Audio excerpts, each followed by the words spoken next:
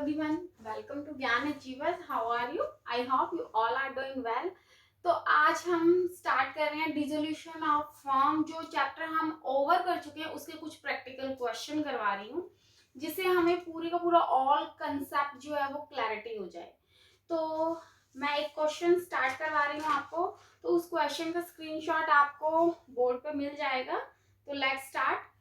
मैं क्वेश्चन की स्टेटमेंट बोलती हूँ आपको कि A as partners A, B and C share profit and losses in the ratio of 4:3:2 respectively, and 31st March को आपको बैलेंस शीट गिवन है. On this date the partners decided to dissolve the firm. Form को dissolve कर रहे हैं और ए ने took over कर लिया है furniture for ₹40,000 and remaining furniture was sold in the auction of ₹10,000. तो हमें मालूम है कि सबसे पहले हम एसेट्स को क्या करते हैं, ट्रांसफर करते हैं. एसेट्स को ट्रांसफर करेंगे और लाइबिलिटीज को ट्रांसफर करेंगे. उसके बाद हमने एसेट्स की सेल करनी है. तो एसेट्स को ट्रांसफर करने के लिए एंट्री क्या हो जाती है, एसेट्स का बैलेंस क्या होता है, हमारा डेबिट होता है. तो इसके अंदर हम वही सेम करेंगे. क्या करेंगे, realisation account debit to assets. Assets का बैलेंस हमारा डेबिट होता है, लेकिन यहाँ पे हम एसेट्स को ट्रांसफर कर रहे हैं, इसलिए एसेट्स का बैलेंस हमने क्रेडिट कर दिया है. और एसेट्स मैंने आपको बोला था कि कैश और बैंक बैलेंस हार्ड कैश है, इसलिए हम इस कैश को इंक्लूड नहीं करेंगे. तो हमारी डेटर्स है विद इन ₹2 लाख. 2 लाख के डेटर्स ले लीजिए. डेटर्स यहाँ पे लिख दीजिए 2 डेटर्स. उसके बाद है स्टॉक फर्नीचर. तो 2 स्टॉक और 2 फर्नीचर. ठीक है. स्टॉक है हमारा 5,50,000 का और फर्नीचर है 1,50,000 का. तो कितना हो गया, 5 और 2 7 और 1 9. ठीक है. आई थिंक 10 lakhs हो गए. 5 5 10. हाँ 9 lakhs का हो गया. ठीक है, समझ आ गया. ये डेटर्स की एसेट्स को हमने ट्रांसफर कर दिया. इसी तरह से हम लाइबिलिटीज, क्रेडिटर्स है हमारे 3,50,000.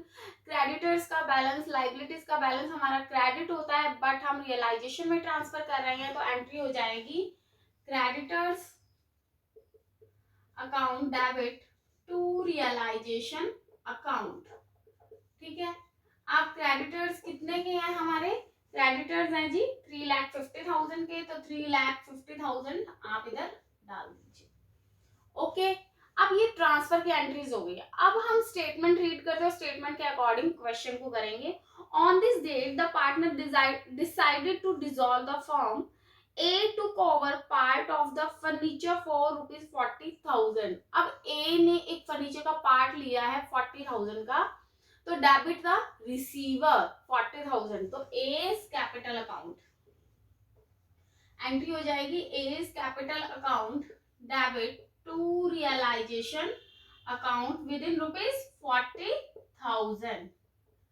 ओके, समझ आ गया. नेक्स्ट वन है and the remaining furniture was sold in the auction for ₹10,000. बाकी हमने ऑक्शन के अंदर सेल कर दिया. तो सेल किया 10,000 का, हमारे पास आ गया बैंक बैलेंस. तो एंट्री हो जाएगी bank account debit to realisation account. तो यहाँ पे हम लिख देते हैं बैंक अकाउंट डेबिट. एक क्लू के लिए हम यहाँ पे ऑक्शन लिख देते हैं ताकि हमें ध्यान रहे. To realisation account within ₹10,000. आपने नीचे नरेशन में लिखना है कि ऑक्शन हुई है एसेट्स की. नेक्स्ट वन है डेटर्स रियलाइज्ड ₹1,50,000. अब डेटर से रियलाइज्ड हुआ है, तो डेटर्स क्या है हमारी एसेट्स है, कैश बैलेंस आया है. तो एंट्री हो जाएगी cash account debit to realisation account. तो लिख लीजिए cash account debit to realisation account. कितने के हैं डेटर्स, 1,50,000 से रियलाइज हुए हैं. तो 1,50,000 से आप इधर एंट्री कर दीजिए. नेक्स्ट वन है, और स्टॉक जो है वो सोल्ड हो गया 2,70,000 का. स्टॉक सोल्ड हुआ है, कैश आएगा. तो एंट्री हो जाएगी cash account debit to realisation account. ठीक है, 2,70,000, यस 2,70,000 से एंट्री हो जाएगी। क्लियर है। नेक्स्ट वन है एक्सपेंसेस टोटल ₹20,000। बच्चे एक्सपेंसेस हुए हैं तो हमारा बैंक बैलेंस कम हो गया है, तो हम उसको क्रेडिट कर देंगे, एंट्री हो जाएगी realisation account debit to bank, कम हो गया टू बैंक अकाउंट, यहाँ पे शॉर्ट में लिख देते हैं expenses with in ₹20,000। Okay, I hope इतना पॉइंट आपको समझ आ गया। उसके बाद कहते हैं prepare important ledger account for closing the books of accounts. C was insolvent and his estate was not in position to contribute anything to his deficiency. Apply Garner versus Murray rule, calculate may be made to the nearest rupees. अब यहाँ पे हमने assets की तो सारी cell कर दी है, but liabilities का इन्होंने कुछ नहीं बोला, तो हम एज्यूम करके चलते हैं कि हमने लाइबिलिटीज सारी पे ऑफ कर दी है। तो बच्चे जब लाइबिलिटीज को हम पे ऑफ करेंगे तो हमारा कैश बैलेंस जो है वो डिक्रीज होगा, तो मींस कैश बैलेंस हमारा क्रेडिट हो जाएगा। एंट्री क्या हो जाएगी फिर, realisation account debit credit what goes out to bank balance. एक बात ध्यान रखिए, बैलेंस शीट के अंदर सारा कैश इन बैंक लिखा हुआ है, तो बैंक अकाउंट में हमने सारा बैलेंस किया हुआ है। कई बार क्वेश्चन में आ जाता है कैश और बैंक दोनों कंबाइंड आ जाते हैं, तो आपने सारे की सारी कैश की पेमेंट सारी बैंक में डाल देनी, तो एंट्री हो जाएगी bank account debit to cash account. Clear है। बट यहाँ पे ऑलरेडी सारा बैंक में, इसलिए हम इधर मैं सारे एडजस्टमेंट बैंक से ही रिलेटेड कर रही हूँ। ठीक है, तो अपने कितने के थे क्रेडिटर्स, 3,50,000 के, तो 3,50,000 हमने उसका पे ऑफ कर दिया। आई होप यहाँ तक आपको सारा समझ आ गया होगा। अब मैं आपको बनाना सिखा, इन्होंने कहा इंपॉर्टेंट अकाउंट्स बनाइए, तो इंपॉर्टेंट अकाउंट्स में क्या क्या बन जाएगा हमारा, पार्टनर्स का कैपिटल अकाउंट बन जाएगा, रियलाइजेशन अकाउंट और कैश एंड बैंक बैलेंस। क्योंकि लोन बनाना था बट लोन से रिलेटेड कोई एडजस्टमेंट से गिवन नहीं है, तो हमें लोन बनाने की नीड ही नहीं है। ठीक है, अब बना लीजिए हम रियलाइजेशन अकाउंट।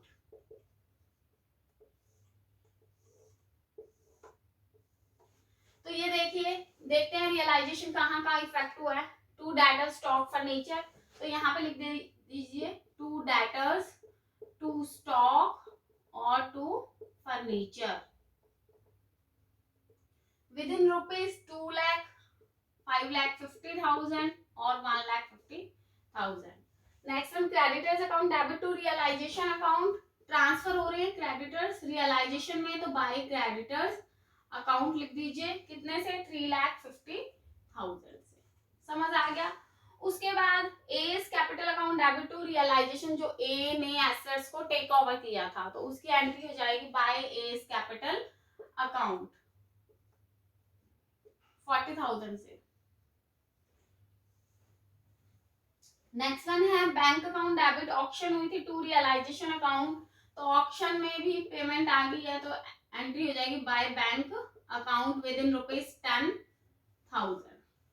नेक्स्ट वन है cash account debit to realisation account, ये कौन सी एंट्री है, जो आई होप 1,50,000 का, हाँ जो डेटर्स रियलाइज हुए हैं, तो बाय कैश अकाउंट से जो डेटर्स रियलाइज हुए हैं 1,50,000 के।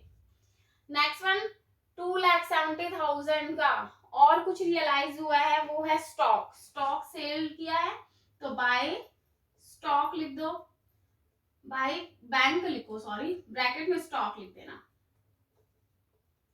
बाय बैंक और इधर स्टॉक ब्रैकेट में लिख देते हैं हम, विद इन ₹2,70,000। नेक्स्ट वन है रियलाइजेशन एक्सपेंसेस थे हमारे 20,000 के, तो टू बैंक अकाउंट, और यहाँ पे हमने एक्सपेंस दिए हैं कितने, 20,000 के। अब रियलाइजेशन क्रेडिटर्स का पेमेंट भी किया है, तो रियलाइजेशन टू बैंक अकाउंट 3,50,000 से हो गया है। क्लियर है यहाँ तक। अब हमने इन सबको एडलेस कर देना, जब एडलेस करेंगे तो ये बन जाएगा 8,20,000 और ये हो जाएगा 12,70,000। अब जब आप आपकी डेबिट साइड ज्यादा है as a comparison to credit side, तो क्या हो जाता है, लॉस हो जाता है। तो लॉस को हम इधर लिख देते हैं by loss transfer to ABC3 partners है। 12,70,000 में से 8,20,000 माइनस कर देना, और वो जब हम डिवाइड कर देंगे, ये किस रेशो में डिवाइड करेंगे स्टूडेंट, 4:3:2 की रेशो में, ठीक है, उनकी प्रॉफिट शेयरिंग रेशो में। तो एंट्री हो जाएगी 2 लाख, 1,50,000 एंड 50,000, ठीक है। नहीं, ये 1 लाख बनेगा, इसको करेंगे तो 1 लाख हो जाएगा, ठीक है। ये बैलेंस इक्वल्स हो जाएंगे। अब आई होप यहाँ तक तो आपको कोई इशू नहीं है।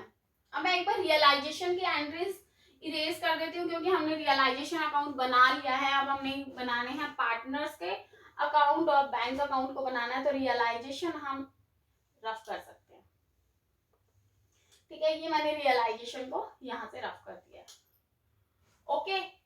अब एक पॉइंट ध्यान रखना है, हमने पार्टनर्स के कैपिटल अकाउंट बनाने हैं। पार्टनर्स के कैपिटल अकाउंट बना लेते हैं हम। पहले तो इसकी लॉस की एंट्री कर दो, ये जो लॉस बियर करना है इसकी लॉस की एंट्री करेंगे, तो एंट्री क्या हो जाएगी, एज कैपिटल अकाउंट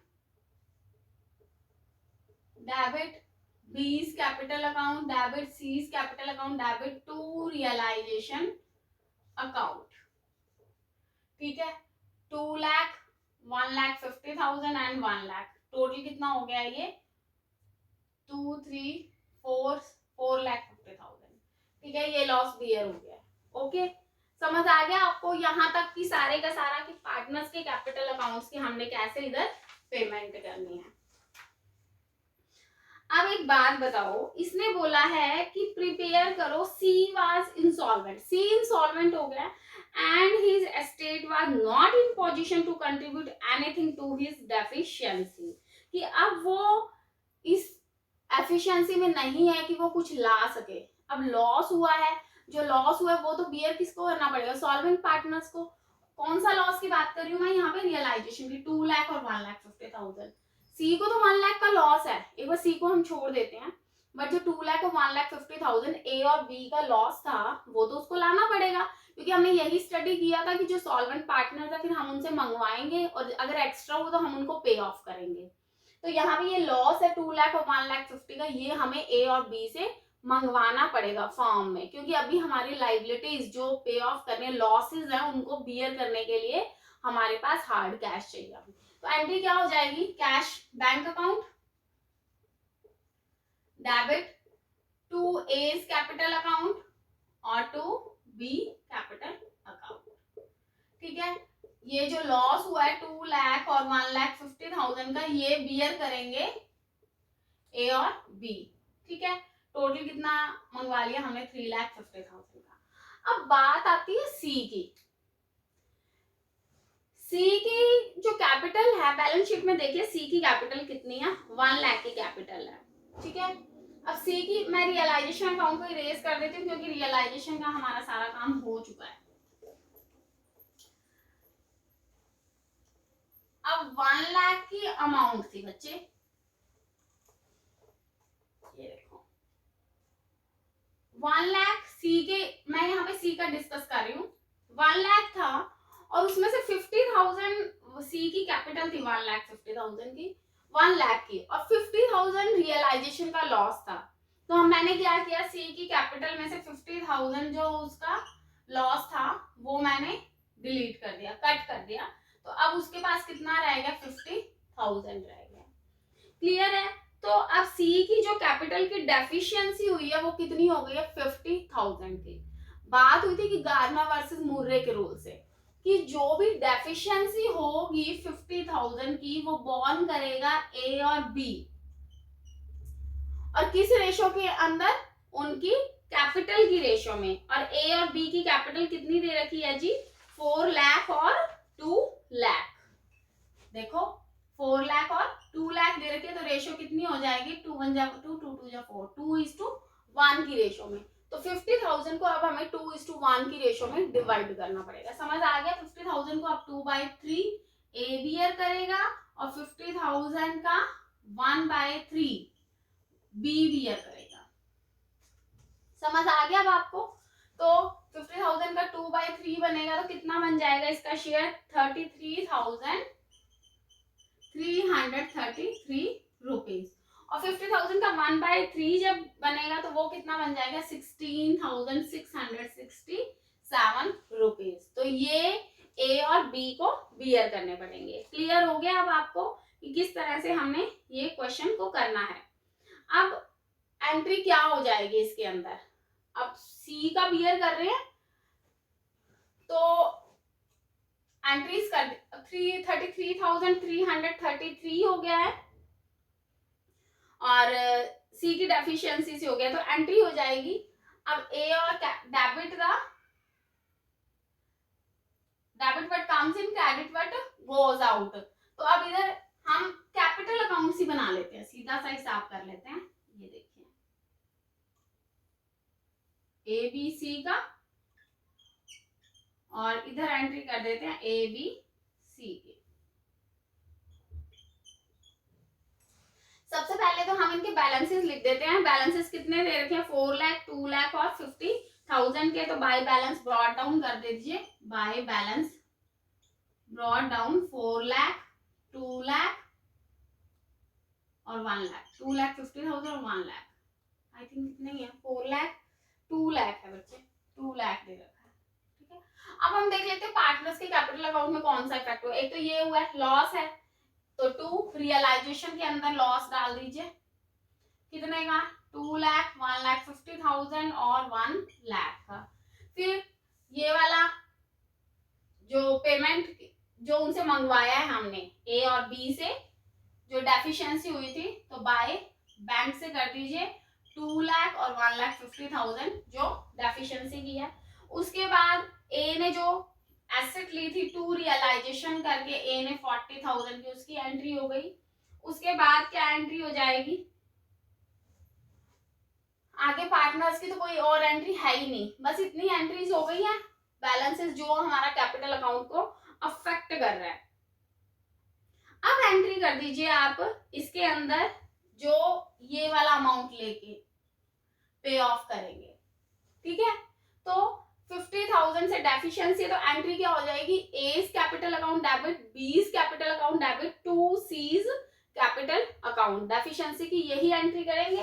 तो ए बी, तो 2 c's, ए को कितनी कितनी पेमेंट करनी पड़ रही है? 33,333 और 16,667। ए बी डेबिट हुए थे तो सी क्या हो गया था? क्रेडिट हो गया था। तो बाय ए's कैपिटल अकाउंट और बाय बी's कैपिटल अकाउंट, और सी के अकाउंट में हम लिख देंगे 33,033, 16,667। ये वो शेयर है जो ए और बी को गार्नर वर्सेस मूरे के रूल के अकॉर्डिंग शेयर करना पड़ रहा है। ठीक है, अब बस कुछ नहीं रहा है, अब हमने इनके बैलेंसेस कर देने। आप इनके बैलेंसेस इक्वल कर देना। यहाँ पे आ जाएगा 2 बैलेंस कैरिड डाउन, कितने में फाइनल सेटलमेंट हो जाएगी? 3,26,667 रुपीज, और यहाँ पे कितने की हो जाएगी? 1,83,333 रुपीज में हो जाएगी। आई होप ये आपका बन गया है पार्टनर्स का कैपिटल अकाउंट। ओके, अब हम एंट्री कर देते हैं यहाँ पे बैंक अकाउंट की। तो बैंक अकाउंट का भी इधर ही करके दिखा देती हूँ मैं आपको ये क्वेश्चन। ये देखिए, बैंक अकाउंट बनाते हैं।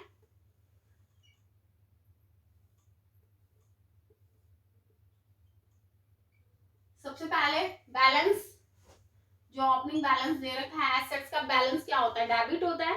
तो बैंक का ओपनिंग बैलेंस कितने का है? 1 लाख का है, तो 2 बैलेंस ब्रॉट डाउन लिख दो। ठीक है, अब देख लो बैंक अकाउंट में क्या क्या इफेक्ट हो रहा है।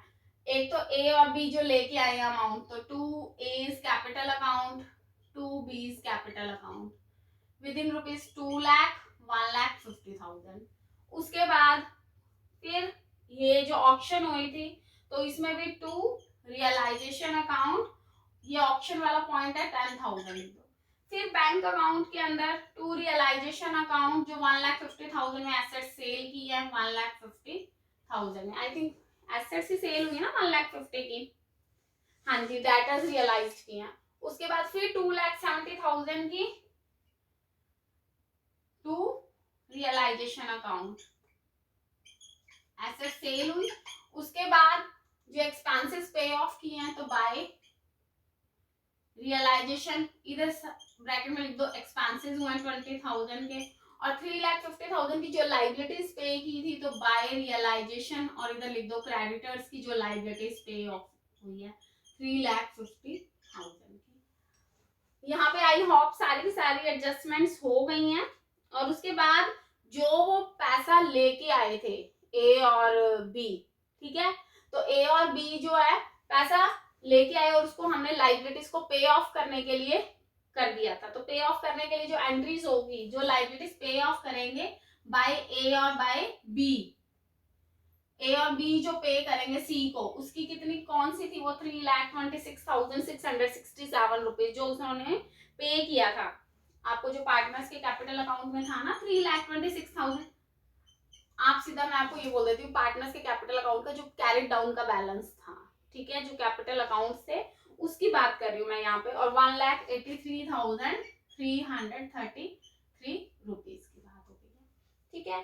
तो ये आपके सारे के सारे पॉइंट्स हो गए हैं और 8,80,000 इनका आंसर आ गया, ठीक है। तो इस तरह से हमने ये डिसोल्यूशन ऑफ फॉर्म का क्वेश्चन कर लिया है। तो आप मेरे को अगर कोई भी प्रॉब्लम लगे इस क्वेश्चन में तो प्लीज मुझे कमेंट बॉक्स के अंदर मैसेज कीजिए। वैसे बिल्कुल इजी था ये, हम ऑलरेडी रिटायरमेंट के टाइम पे, डेथ के टाइम पे और एडमिशन के टाइम पे सारे क्वेश्चंस कर चुके हैं, इसलिए मुझे नहीं लगता कि ज्यादा कुछ कॉम्प्लिकेटेड है इस क्वेश्चन के अंदर। अगर फिर भी आपको कोई प्रॉब्लम लगती है तो प्लीज आप मुझे कमेंट बॉक्स के अंदर मैसेज कर सकते हैं। तो आज के लिए यही एक प्रैक्टिकल क्वेश्चन है। अब आपका पार्टनरशिप जो है वो ओवरऑल ओवर हो चुका है, जिसके अंदर हमने डिस्ट्रीब्यूशन ऑफ प्रॉफिट्स किया था, एडमिशन किया, रिटायरमेंट और डेथ कर लिया। उसके बाद हमने फॉर्म को डिसोल्यूशन करना भी सीख लिया है। जो हमारे न्यू व्यूअर्स हैं उनको मैं लिंक बॉक्स में, डिस्क्रिप्शन बॉक्स में लिंक दे दूंगी और आप प्लीज उससे डायरेक्ट भी जा सकते हैं। तो थैंक यू सो मच। अब मैं मिलती हूँ अपने नेक्स्ट क्लास के अंदर। लेट्स सी कि कौन सी वीडियो आपके सामने आती है। Thank you so much. Have a nice day. God bless you. And please like, subscribe and share my channel. Thank you.